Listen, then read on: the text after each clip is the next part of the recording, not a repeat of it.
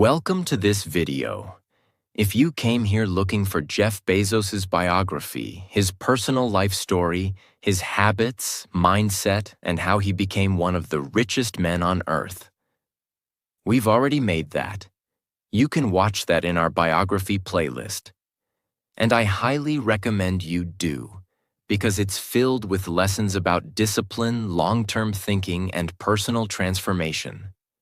But in today's video, we are telling you something different, something deeper, something that's not just about one man, but about a machine he built. A machine that changed how you shop, how you live, how the internet runs, and how the world works, even if you don't realize it. That machine is called Amazon. This is the story of how a quiet man with glasses and a weird laugh started a bookstore in a garage, how that bookstore became a website, how that website became a marketplace, how that marketplace became an empire, and how that empire became a global force of nature worth over $1.6 trillion. This is not just a story about business. This is about belief, boldness, pain, sacrifice, and strategy. It's a story that teaches you how to think bigger than anyone else, plan like a machine, serve your customer like your life depends on it, and stay silent until the world can no longer ignore your name. And yes, this video is also great for your English. We explain everything in simple, clear, beginner-friendly English, so you can improve your vocabulary, your listening skills, and your understanding, while learning one of the most powerful stories in business history. So get ready. This isn't just a story. This is a blueprint for domination. Let's begin. Part 1. The Garage, the Internet, and the First Book. The year is 1994. The Internet is still a joke. Most people don't even know what WW means. Google doesn't exist. Facebook doesn't exist. Instagram? Nothing. Back then, if you wanted to sell something, you opened a shop in your neighborhood, not a website. But one man had a different idea. His name? Jeff Bezos. He's working on Wall Street, making $200,000 per year. He's smart, stable, respected. And he's about to throw it all away. Why? Because one day, while reading a report about the internet, Jeff sees a number that shakes his soul. Internet usage is growing at 2,300% per year. That one number changes his life forever. He realizes something. This is the next big thing. And if I don't do something now, I'll regret it forever. So, what does he do? He quits his job. He packs his things. He calls his parents and says, "I'm going to start an internet company. It's risky. There's a 70% chance I'll fail. But I need to try." He moves to Seattle. He sets up his first office in a garage. No team, no money, no fame. Just him, a laptop, and a dream. The question is, what should he sell? Why books? Jeff thinks carefully. He wants to sell something big, something that has huge variety, millions of items. Easy to ship, no need to try before buying. Answer: books. At that time, a bookstore could only carry maybe 100,000 titles. But online, he could offer millions. And so, he launches a simple website, Amazon.com, Earth's biggest bookstore. In July 1995, the website goes live, and the first ever order is placed by a stranger. The book? Fluid Concepts and Creative Analogies. He doesn't sell 1,000 books a day, not even 100. He sells one book at a time, packing it with his own hands. He tapes the boxes himself, drives to the post office, waits in line. That's how Amazon started. With sweat, silence, and service. Jeff needs money, so he does something bold. He asks his parents for an investment. They give him $300,000, their entire life savings. He warns them, "There's a big chance you'll never see this money again." They say, "We believe in you." With that, Amazon begins. Within 30 days, Amazon is shipping books to 50 states and 45 countries. Customers love it. Why? They can order from home. The prices are cheaper. The selection is endless. Jeff doesn't just build a store. He builds trust. And as sales grow, the media starts paying attention. People start asking, is this just a bookstore or something more? From the beginning, Jeff Bezos had a bigger plan. Books were just the beginning. He told his team, "We're not in the book business. We're in the everything business." He named it Amazon, after the largest river in the world, because he wanted it to be the largest company in the world. This wasn't about books. It was about building the world's most customer-obsessed company. And that's exactly what he set out to do. By the end of 1996, Amazon had 150 employees. Sales reached $15.7 million. They were growing 800% per year. But the big moment was coming soon. Going public, taking on giants, expanding beyond books. It's now 1997. Amazon has grown far beyond what anyone expected. The website is gaining massive traffic. People are ordering books like never before. But Jeff Bezos knows something. To build a business that lasts, you need fuel. And in business, fuel is money. On May 15, 1997, Amazon officially becomes a public company.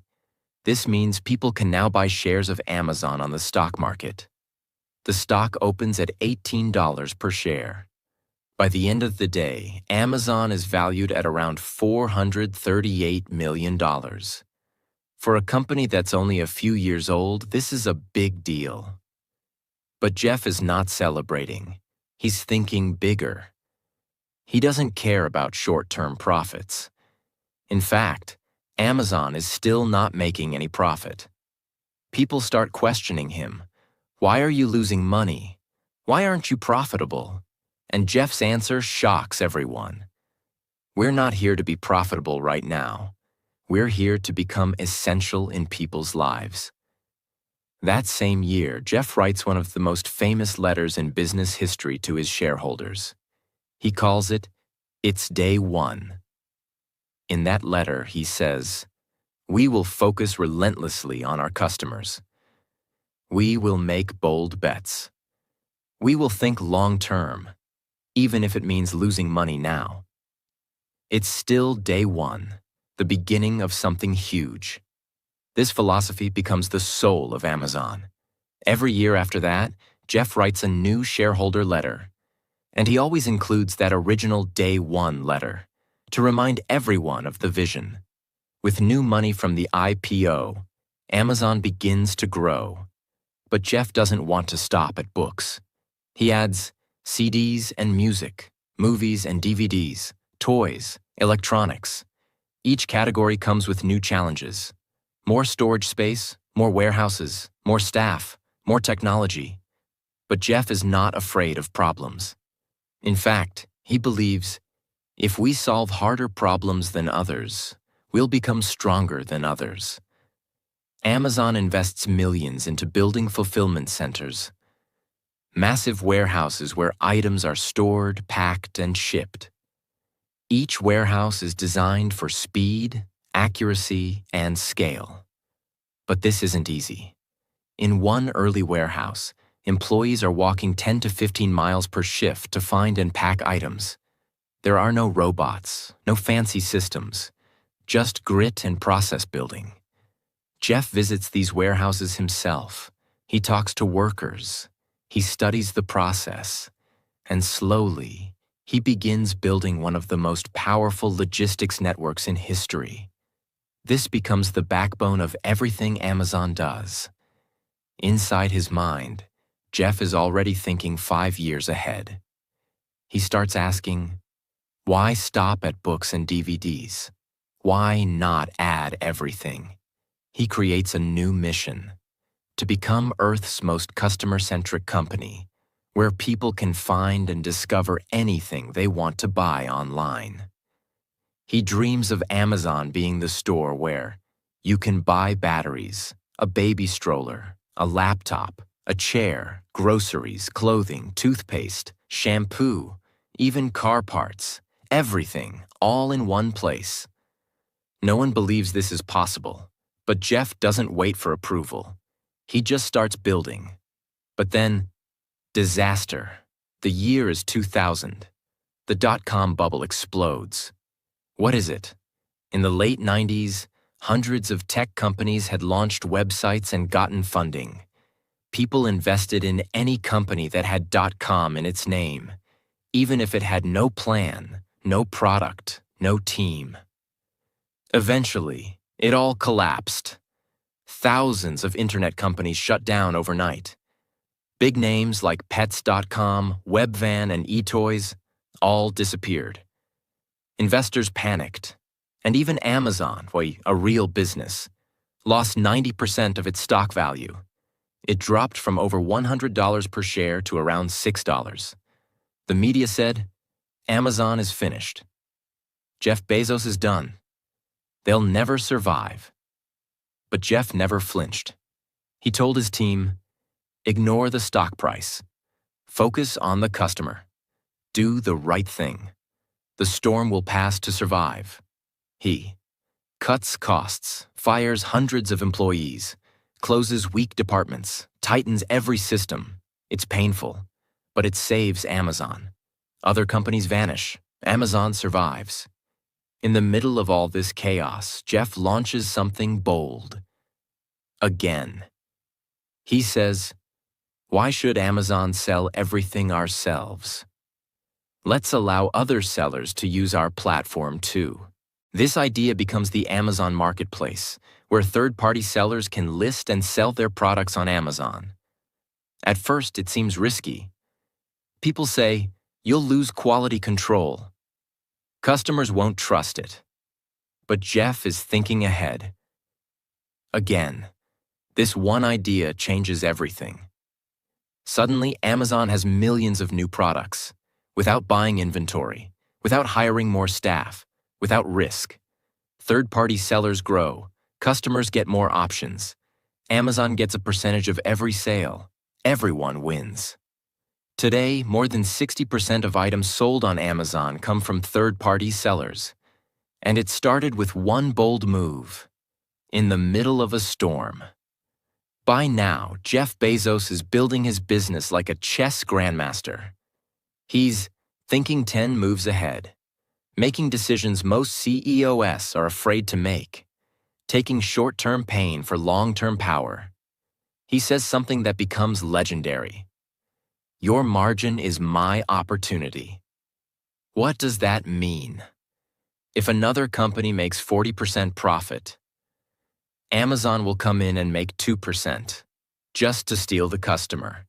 Because Jeff knows, once people trust Amazon, they'll never leave.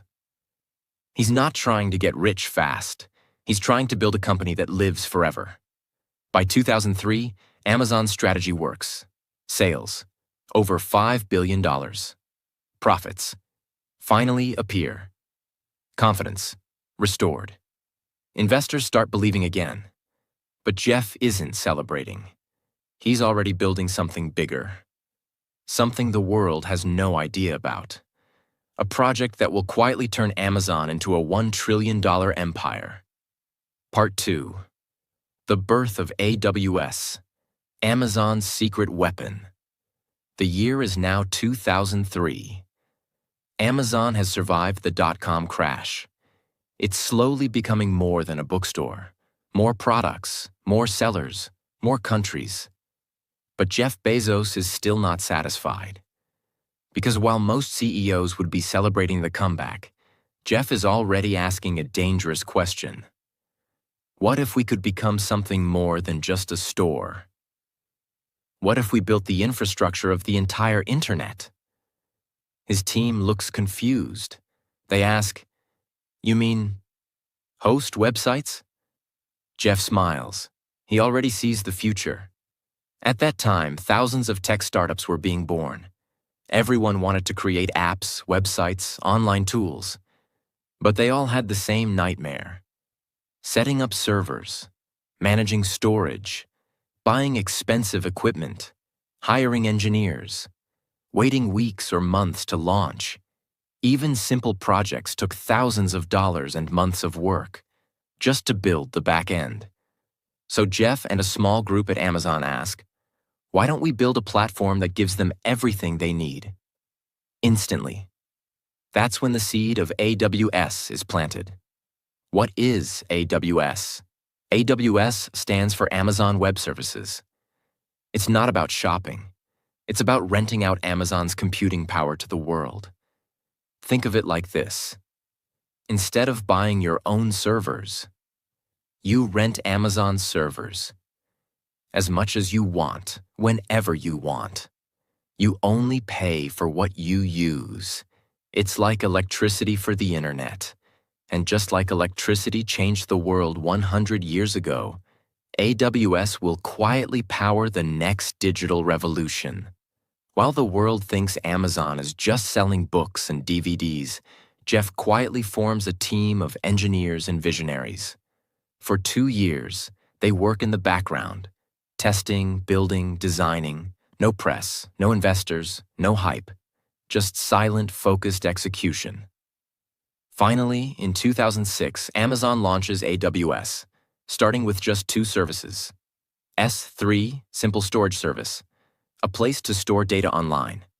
EC2, Elastic Compute Cloud, a place to run programs or apps remotely. At first, no one understands it. Why is a shopping website building tech tools? But Jeff knows. One day, this will be bigger than the store. Within a year, thousands of startups start using AWS. Why? Because it saves them time, money, and energy. Instead of buying hardware, they pay Amazon a few dollars per month and launch instantly. AWS becomes the invisible engine behind Dropbox, Netflix, Airbnb, NASA, Facebook, Reddit, even the CIA. Yes, Amazon now powers the government. Every click, every video, every login. Chances are, it touches AWS, while Amazon.com was famous. AWS was profitable. By 2015, AWS was making $7.9 billion in revenue. By 2020, over $45 billion. Today, AWS generates over $80 billion per year. And most people still don't know. And here's the real twist. 70% of Amazon's total profit comes from AWS, not the shopping site. That means the cloud, not the cart, is where the real power lives. Let's pause. Because here's something mind-blowing. Most companies put all their focus on the front. What customers see. Amazon did the opposite. While the world focused on Prime delivery, one-click shopping, Alexa, Kindle, Jeff Bezos was building a fortress behind the curtain. AWS gave Amazon unlimited funding, total control, industry influence, global reach, long-term survival. Even if Amazon's retail division failed, AWS alone could keep the empire alive. That's not just smart. That's genius-level, future-proof business architecture. While AWS grows in the background, Jeff continues building on the customer side too. AWS clients, 1 million plus businesses. AWS share of cloud market, 32%, more than Microsoft plus Google combined. And all of this came from an idea born during Amazon's darkest days. When others were panicking, Jeff was building quietly. That's how empires are made. The digital world was never enough for Jeff Bezos. He had already built the most trusted online store, a growing empire of sellers, a secret money machine, AWS. But now he wanted more. He wanted speed. He wanted control. He wanted Amazon to reach your doorstep faster than anyone else, not through other companies, but by Amazon itself. To do that, he would have to go to war with the oldest, biggest industries in the world. In the early 2000s, Amazon depended on UPS, FedEx, and USPS to deliver packages. These companies were slow, expensive, and not under Jeff's control. And Bezos hated depending on others. So he quietly started building his own logistics empire, piece by piece. He opened fulfillment centers, warehouses where products are stored and packed. Then he added sortation centers to organize packages by region. Then came Amazon-owned trucks, planes, cargo ships, and eventually drones. His goal? We will control the entire customer experience, from click to doorstep. In 2005, Amazon introduced something that would change the game forever: Amazon Prime. At first, it was simple. Pay $79 per year. Get free 2-day shipping on millions of products. Everyone thought it was a bad idea. They'll lose money. Shipping is expensive. People won't pay up front. But Jeff knew one secret. If customers get fast delivery, they'll buy more, again and again. And he was right. Prime members shop twice as often as non-members, spend more than double, stay loyal for years.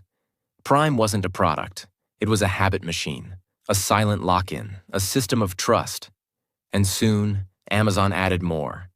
Prime Video, movies and shows. Prime Music, Prime Reading, Prime Photos. It became an entire ecosystem, and over time, Amazon Prime membership passed 200 million users globally.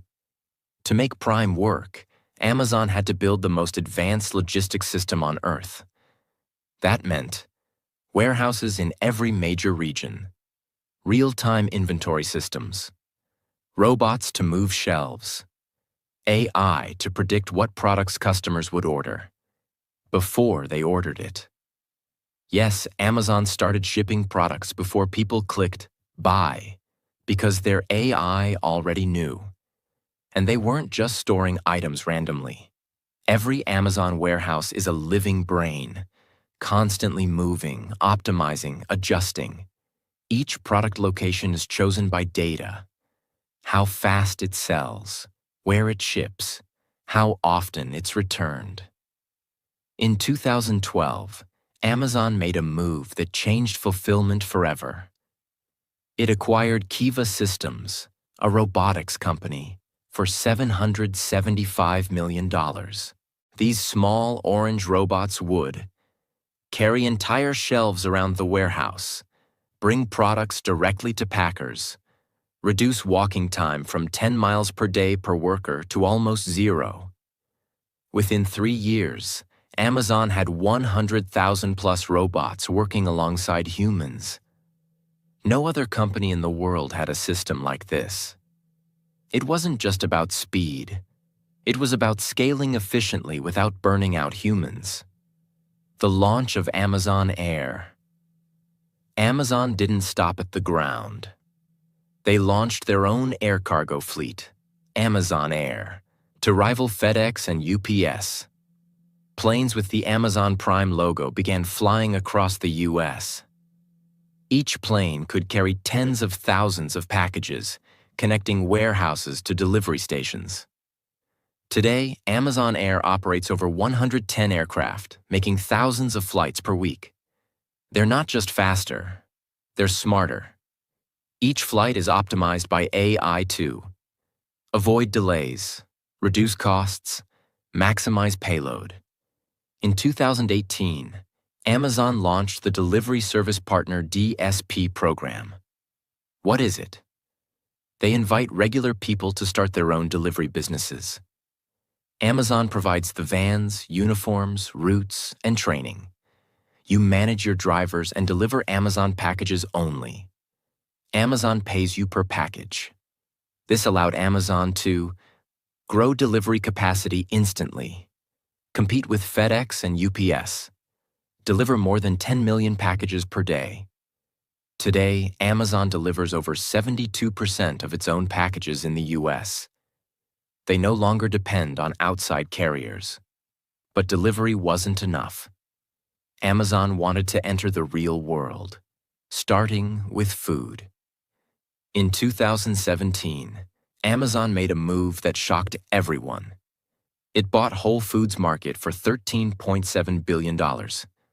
Why? Because groceries were repeated, frequent purchases, essential to daily life, still mostly done offline. This acquisition gave Amazon 500-plus physical store locations, access to a premium customer base, a way to blend online and offline shopping. And it scared the competition. Stock prices of Walmart, Target, and Kroger dropped instantly because Amazon had entered their world, and it wasn't playing fair. In 2018, Amazon launched something even more futuristic: Amazon Go, a store with no checkout lines. You walk in, pick up what you want, walk out, and your Amazon account is automatically charged. How cameras track what you take, sensors detect motion, AI calculates your bill. This was a glimpse of the future of retail, and it showed how Amazon was not just a company. It was becoming an infrastructure for modern life. Let's pause. Why did Amazon do all of this? Because Jeff Bezos understood one thing: the company that owns delivery owns commerce. If Amazon could store the products, pack the products, ship the products, track the packages, deliver it to your door, then they didn't just sell stuff, they controlled the entire journey. No middleman, no risk, no delay, just pure dominance. Let's look at what this empire really means. 1,150-plus warehouses worldwide, 100-plus aircrafts, Amazon Air, 300,000-plus delivery drivers, over 72% of U.S. Amazon deliveries handled in-house, over 10 million packages delivered daily. Estimated logistics investment: over $100 billion since 2010. This isn't just e-commerce. This is military-grade operations, optimized for peaceful domination. By now, Amazon is not just a website. It's a physical empire. It owns the product through sellers, the platform, Amazon.com, the storage, warehouses, the infrastructure, AWS, the transport, trucks, planes, the delivery, drivers, drones, the real estate, Whole Foods, Go stores. It doesn't depend on anyone. And now it begins preparing for its next phase, something even bigger than logistics. Conquering the world of shopping, storage, logistics, and delivery, Amazon faced a new challenge. How do you stay in someone's life every single day? Not just when they shop, not just when they want to buy a book, but when they wake up, when they cook dinner, when they go to bed. Jeff Bezos had the answer. You go where no business has ever gone before. You go inside the home. And that's when Amazon began building a voice. The birth of Alexa. In 2014, Amazon launched something that felt futuristic, almost magical. A small black speaker that could talk back to you. You could say, "Alexa, what's the weather?" "Alexa, play music." "Alexa, turn off the lights." "Alexa, order more toothpaste." It was called the Amazon Echo, and the voice inside it was named Alexa. But this wasn't just a gadget. It was the beginning of a silent revolution. A way for Amazon to become part of your daily habits. Jeff Bezos understood something most companies ignored. The future isn't just about websites or screens. It's about voice, presence, and automation with voice. There's no friction, no typing, no search bar, no apps, just you speaking. And when customers speak, Amazon listens, literally. Every time you say Alexa, you train the system. It learns your accent, your preferences, your tone, your habits. And this data allows Amazon to serve you faster, smarter, deeper. Alexa wasn't just about weather and music. Soon, it began connecting to everything: lights, thermostats, televisions, refrigerators, doorbells, security cameras. Now, with Amazon Ring, you could see who's at your door from anywhere. With Amazon Smart Plug, you could control appliances by voice. With Fire TV, you could say, "Alexa, play Iron Man," and it would start playing instantly. This wasn't science fiction. This was Amazon building an ecosystem where you never had to leave. And you didn't even need a phone. Your voice became the controller. Here's where it gets even more powerful. Alexa wasn't just about smart homes. It was about shopping without friction.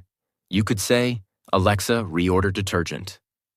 "Alexa, buy batteries." "Alexa, what's my next delivery?" And because Amazon already had your address, your payment method, your preferences, your purchase history, it could complete the order instantly with no clicks, no typing, no comparison. Amazon had turned shopping into a conversation.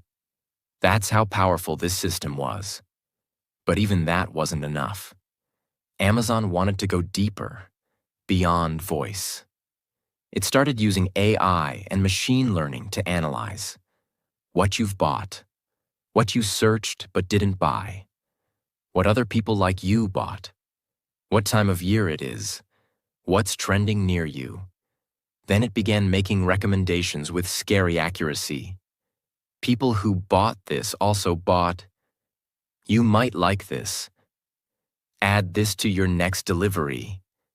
In fact, Amazon's recommendation engine drives 35% of all sales, over $200 billion per year. It's not guessing. It's reading your mind, and sometimes even acting before you act. Amazon even patented something called anticipatory shipping. This system would predict what products customers would order next, ship them to a nearby warehouse before the order is placed, or even ship them to a nearby delivery hub, so that when you finally do click buy, the package is already halfway there. It sounds insane. But that's how deep Amazon's system thinks. It's not reacting. It's predicting. All of this is powered by a massive AI infrastructure, machine learning models, deep neural networks, user behavior tracking, product tagging, sentiment analysis, purchase prediction, every click, every scroll, every pause on a product image. Amazon's AI is learning from it. And because it has hundreds of millions of customers, the data is endless. That's how it gets smarter every day, not through innovation alone, but through observation at scale. Alexa is now active in over 100 million households. Amazon has sold 200+ million Echo devices. Over 70% of Amazon app users see AI-powered recommendations. Voice commerce market, led by Alexa, is expected to reach $80 billion by 2025. AI manages real-time pricing of millions of products. AI also powers fraud detection, inventory placement, search ranking, and customer service bots. This is not just a tech company. This is an intelligent, ever-learning organism. Jeff Bezos once said, "Your brand is what people say about you when you're not in the room." So he built a company that would never leave the room. It's in your living room, Echo. In your kitchen, dash buttons, Alexa. In your bedroom, Kindle Fire TV. On your front door, Ring camera. In your phone, Amazon app. In your voice, Alexa commands. And even in your thoughts, recommendations, suggestions. Amazon doesn't wait for you to come to it. It goes where you are. Amazon had already won the battle of speed. It had already dominated shopping. It had already taken over delivery. It had already built the cloud, the system, the home assistant, and the habit loop. But one thing was still missing: entertainment, storytelling, cultural relevance. While people used Amazon to buy what they needed, they spent their free time on platforms like Netflix, YouTube, Disney Plus, HBO. That was dangerous for Amazon because attention is power, and whoever controls the screen controls the mind. So Jeff Bezos made a decision. We need to build a media empire, not tomorrow, but now. In 2011, Amazon quietly launched Amazon Instant Video, a platform where users could stream movies and shows. At first, it wasn't very good. The selection was limited. The interface was clunky. People didn't take it seriously. But just like he had done with AWS, with logistics, with Alexa, Jeff knew: start small, learn, improve, win. And so, Amazon slowly turned it into something massive: Amazon Prime Video. And it came free with a Prime membership. That was the genius move. Netflix charged monthly. Amazon gave it as a bonus for joining Prime. So now, when you paid for fast shipping, you also got free access to Hollywood movies, award-winning series, original documentaries, sports events, global cinema. That gave Amazon two advantages. 1. It created massive loyalty to Prime. 2. It trapped users inside the Amazon ecosystem longer. Now Amazon didn't just own your wallet, it owned your evenings. But Amazon didn't stop at licensing movies. It wanted to create its own shows that would change culture. So it built Amazon Studios, hired top Hollywood producers, and started writing. Then came the hits: The Man in the High Castle, Bosch, Fleabag, The Marvelous Mrs. Maisel, Jack Ryan, Reacher, Citadel, The Boys. Each show targeted a different audience. Each one had a different emotional flavor. Each one pulled users deeper into the Amazon experience. And then Amazon made one of the boldest moves in streaming history. In 2017, Amazon paid $250 million just to buy the rights to make a Lord of the Rings show. That didn't include actors. That didn't include production. Just the license to make it. Then they spent another $500 million producing Season 1 of The Rings of Power. The total budget crossed $750 million, making it the most expensive TV show ever made. Why would they do this? Because Jeff Bezos personally said, "We want our own Game of Thrones. We're not playing small. We're here to lead that one show told the world." Amazon is no longer just a retailer. It's a media giant. To grow faster, Amazon started streaming. Tennis tournaments, Premier League football, Thursday night NFL games in the US Cricket Series, in India. Live sports were a gold mine because they pull massive live viewership. They attract new users. They give Amazon cultural power. Now people don't just shop on Amazon. They watch their favorite teams there too. That's a level of emotional connection no e-commerce brand had ever achieved before. As Prime Video grew, Amazon began aggressively expanding into India, Brazil, Germany, Japan, United Kingdom, Mexico, Australia. They offered region-specific shows and movies, hired local directors, and even launched Prime originals in Hindi, Tamil, Spanish, and German. In India, Amazon invested over $1 billion just in content and partnerships. They bought rights for Bollywood blockbusters, regional Indian films, cricket and sports commentary. Why?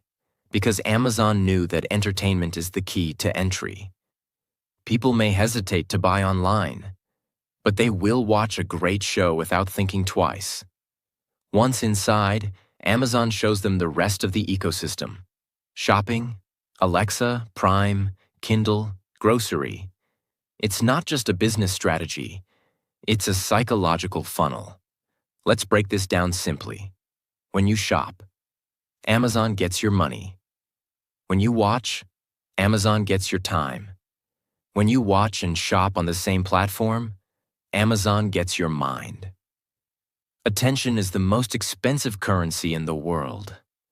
Amazon knew that if you're watching their content, you're spending more time on their app, seeing their ads, clicking their products, getting emotionally connected to their stories. It's no longer about discounts. It's about loyalty through storytelling, and that's more powerful than any sale. But Amazon didn't stop at video. It also expanded Amazon Music, grew Audible audiobooks, invested in exclusive podcasts. Today, Amazon Music has over 100 million songs, rivaling Apple and Spotify. And Audible is the #1 audiobook platform in the world, with thousands of exclusives. All of this is designed to keep users inside the Amazon app, control the audio experience, own more minutes of your day. Whether you're working out, cooking, relaxing, or driving, Amazon is there, in your ears. Amazon by the numbers, entertainment plus global. Prime Video users, over 250 million worldwide. Streaming in 240 plus countries. Content budget, 2023, $17 billion. Audible subscribers, 50 million plus music subscribers. Estimated 80 million plus languages supported, 30 plus top markets. US, India, UK, Germany, Japan, Brazil. This is no longer just a store. This is a media empire, quietly surrounding every aspect of modern life. At this point in the story, Amazon has the world's biggest store, the world's biggest cloud infrastructure, a logistics network that beats FedEx and UPS, smart devices in your home, AI that predicts your needs, a streaming service with global reach, a voice inside your house, your payment info, your preferences, and your trust. It's no longer about selling to customers. It's about becoming a part of their lifestyle. Part 3. The Future of Amazon. Lessons and what comes next. Amazon today is more than just a company. It is a platform for commerce, a force of habit, a cloud of intelligence, a builder of machines. In 2018, Amazon partnered with JP Morgan and Berkshire Hathaway to form a healthcare initiative called Haven. Their goal? Fix healthcare for their employees and then for the world. It failed in 3 years, but Amazon didn't give up.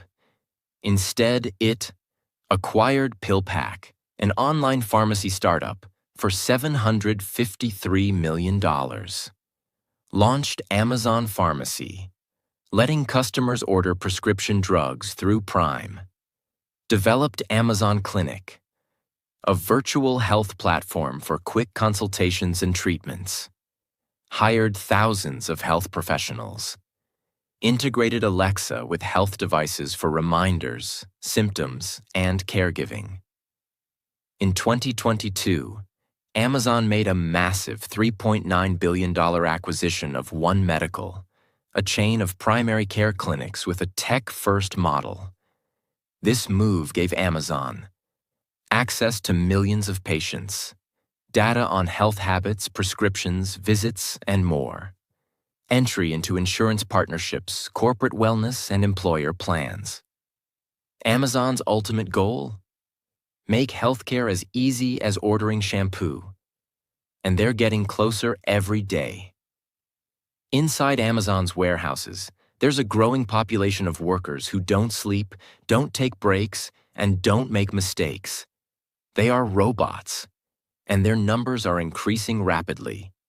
Over 750,000 mobile robots are now deployed across Amazon's fulfillment centers. These robots lift, carry, sort, and scan packages. Some robots even pick and pack orders, reducing human labor needs. AI directs these machines with real-time optimization, making operations faster every day. But Amazon's vision is even bigger. It's investing in agility robotics, humanoid robots that walk like humans, self-driving delivery vehicles, Amazon Scout, drones, Prime Air, that can drop packages within 30 minutes, AI-powered factories that can operate with minimal human involvement. In 2021, Jeff Bezos shocked the world. He announced he was stepping down as CEO of Amazon. Why? He said, "I want to focus on innovation, the environment, and space." He remained as executive chairman while Andy Jassy, the head of AWS, became CEO. But behind the scenes, there was more. Increased political pressure, media scrutiny, antitrust lawsuits, internal protests, and his desire to build the next empire, Blue Origin, his space company. It wasn't an escape, it was a pivot. Bezos had taken Amazon as far as he could. Now he wanted to leave Earth behind. Here's what Amazon is working on right now. In labs, behind closed doors. Project Kuiper, Internet from Space. Amazon is launching a constellation of satellites to deliver global internet. It's a direct competitor to Elon Musk's Starlink. Over 3,200 satellites planned, targeting rural areas, poor countries, disaster zones. This will give Amazon control over connectivity, not just content. Generative AI. Amazon is developing large language models to rival ChatGPT, integrating AI into Alexa, smarter, more human. AWS, tools for developers. Amazon Search, more accurate. Acquired Anthropic stake, $4 billion, to strengthen its AI race position. Checkout free retail, Amazon Go evolution. Expanding stores with no lines, no cash, no friction, using cameras, sensors, AI, and facial recognition. Could become the standard in airports, stadiums, grocery chains, shopping malls. Amazon as a platform for everything. Amazon is not just a store anymore. It is becoming the bank, Amazon Pay, the doctor, Amazon Pharmacy, the teacher, Audible, Kindle, the screen, Prime Video, Fire TV, the home assistant, Alexa, the delivery company, Amazon Logistics, the cloud, AWS, the storefront, Marketplace, the builder of your next robot or AI assistant. It wants to become the default, like electricity, like the internet, like water, so invisible, so essential, that no one can remove it. Amazon, by the final numbers, revenue, over $575 billion per year. AWS profit contribution, over 70% employees, over 1.5 million globally. Market cap, over $1.6 trillion. Warehouses, 1,150 plus Prime members, 250 million plus Alexa devices sold, 200 million plus streaming subscribers, 250 million plus robots deployed, 750,000 plus delivery vehicles, over 100,000. Countries served, 190 plus. This is not just a company anymore. This is a civilization engine. 10 life-changing lessons from the story of Amazon. 1. Start small, but think huge. Jeff Bezos started by selling books. He wasn't trying to become rich overnight. He was building trust, systems, and scale, slowly. But in his mind, he always saw the everything store. Lesson.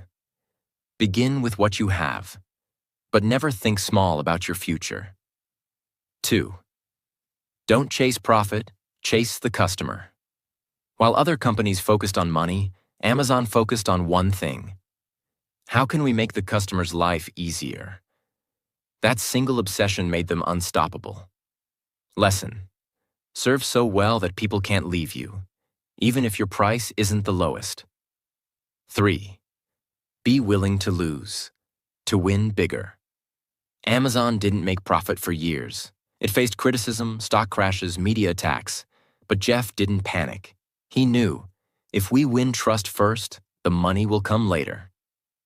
Lesson: sacrifice comfort now to build power later. 4. Control the whole system. Amazon didn't just sell products, it built its own website, delivery network, cloud system, payment tools, even its own planes.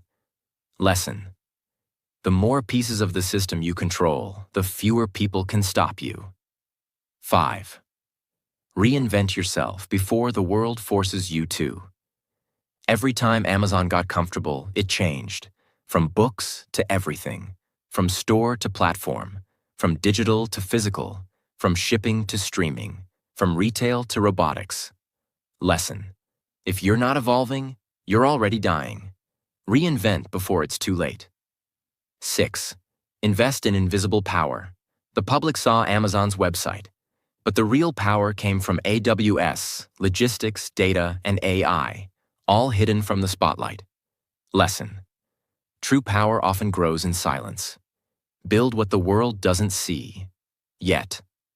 7. Use data, not drama. While others made emotional decisions, Amazon relied on data, testing, metrics, patterns, and feedback loops. Lesson: don't guess, don't gamble. Build your strategy on truth, not noise. 8. Own the experience. Amazon controlled every inch of the customer experience. What you see, how it's delivered, what gets recommended, how fast it arrives, what price you pay. Lesson: don't just sell a product. Create an entire world around it. 9. Obsess over what's not working. Jeff once said, complaints are gifts. They show you where to improve. Amazon constantly uses negative reviews, failed products, and customer anger as fuel for innovation. Lesson: don't ignore the pain. Study it.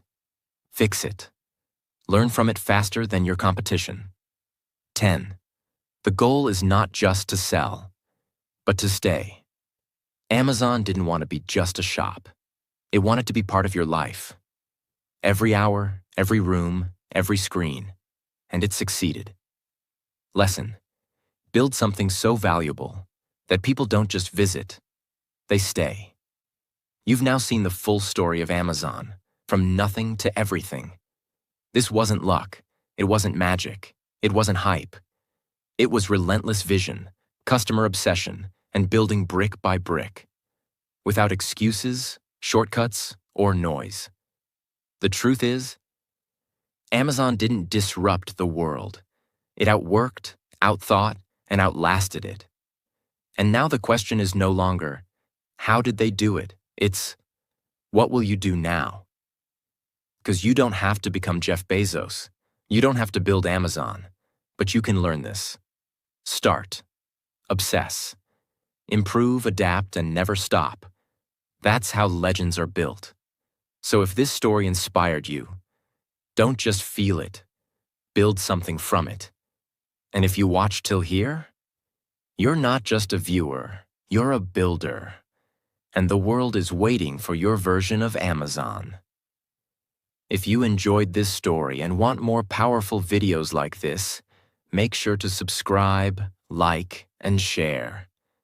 Your support helps us bring you the best stories to learn English and change your life.